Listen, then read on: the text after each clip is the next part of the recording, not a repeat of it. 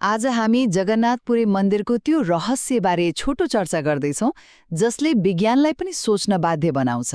तपाईलाई थाहै होला यो भारतको प्रसिद्ध 4 धाम मध्ये एक हो, तर यसको वास्तुकला यति अनौठो छ कि आजका इन्जिनियरहरू पनि छक्क पर्छन्। ल पहिलो कुरा गरौँ है। मन्दिरको जुन मुख्य गुम्बद छ नि, जसलाई विमान भनिन्छ, त्यसको छाया कहिल्यै पनि भुइँमा पर्दैन। हो, तपाईले ठीक सुन्नुभयो। दिनको जुनसुकै समय होस्, जताबाट घाम लागे पनि त्यो विशाल गुम्बजको छाया कतै देखिँदैन। अब कोही यसलाई अद्भुत इन्जिनियरिङ भन्छन्, कोही यसलाई भगवानको चमत्कार मान्छन्। अनि दोस्रो, त्यही गुम्बजको टुप्पोमा एउटा झण्डा छ, पतित पावन ध्वजा।